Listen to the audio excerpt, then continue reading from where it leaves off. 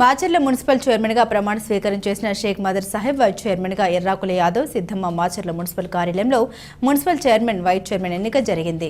ఎన్నికల అధికారిగా గురుజాల ఆర్డీఓ మురళి, జిల్లా ఫారెస్ట్ ఆఫీసర్ కృష్ణప్రియ సమక్షంలో జరిగాయి. మున్సిపల్ చైర్మన్ గా షేక్ మదర్ సాహెబ్, వైస్ చైర్మన్ గా ఎర్రాకుల సిద్ధమ్మగా గౌరవ కౌన్సిల్ సభ్యులు ఏకగ్రీవంగా ఎన్నుకున్నారు.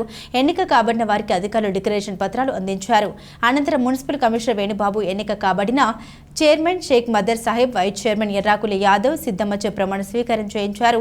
ఈ సందర్భంగా మున్సిపల్ చైర్మన్ గా షేక్ మదర్ సాహెబ్, వైస్ చైర్మన్ గా ఎర్రాకుల సిద్ధమ్మ మాట్లాడారు. తమ ఎన్నికకు బలపరిచిన ఎమ్మెల్యే జూలకంటి బ్రహ్మారెడ్డికి సహకరించిన కౌన్సిల్ సభ్యులకు, అధికారులకు కృతజ్ఞతలు తెలియజేశారు. పట్టణ అభివృద్ధి కోసం కృషి చేస్తామని తెలిపారు. అనంతరం టీడీపీ నాయకులు సన్మానించారు.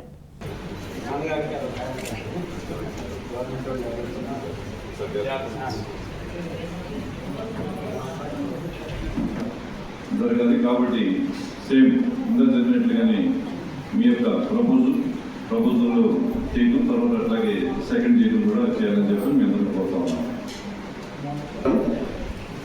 మాచర్ల పురపాలక సంఘం 17వ వార్డు సభ్యులైన గౌరవ వైస్ చైర్మన్ పర్సన్ అయిన పోలూరు నరసింహరావు గారు తమ వైస్ చైర్మన్ పదవికి 9/5/2025 రాజీనామా చేసి ఉన్నారు. సదరు రాజీనామా ద్వారా ఏర్పడిన వైస్ చైర్మన్ పర్సన్ క్యాజువల్ వేకెన్సీని పూర్తి చేసుకున్నట్టు స్టేట్ ఎలక్షన్ కమిషన్ ఆంధ్రప్రదేశ్ వారు 26/5/2025 నోటిఫికేషన్ నెంబర్ 85/2025 నందు తెలిపిన విధంగా షెడ్యూల్ జారీ చేసి ఉన్నారు. క్యాజువల్ వేకెన్సీ ద్వారా ఏర్పడిన వైస్ చైర్మన్ పదవికి ఎన్నిక ఈరోజు 2/6/2025 జరుగుతుంది. దీనికి కావున ప్రపోజల్స్ తెలియజేయవలసిందిగా కోరుతున్నాం. సభకు నమస్కారం. వైస్ చైర్పర్సన్ గా 10వ వార్డు మెంబర్ ఎర్రాకుల సిద్ధమ్మ గారిని పరిపాలిస్తున్నానండి.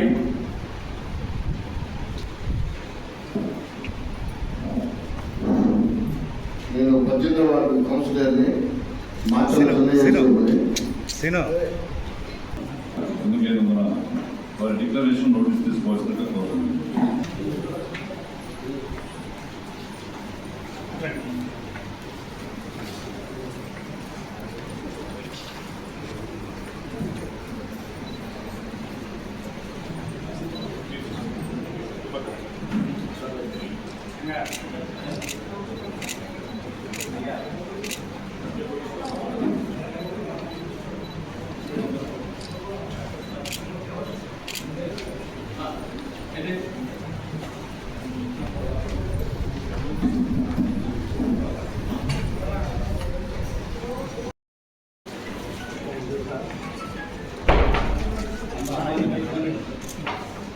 సార్ ఒక్కసారి చూడండి.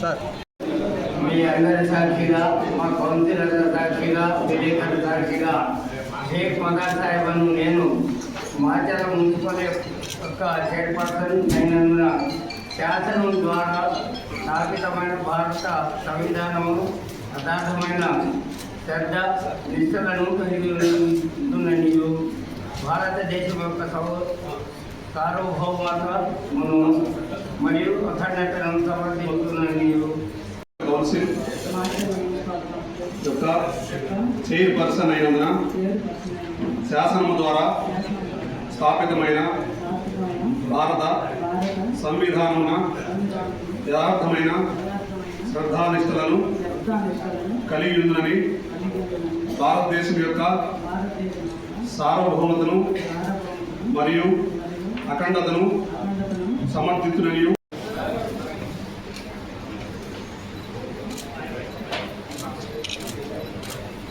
ఓకే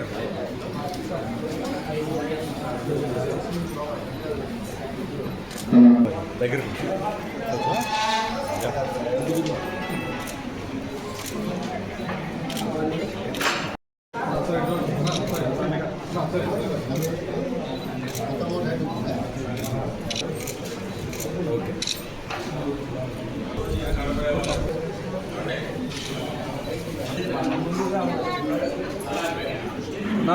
వెనక్కుండు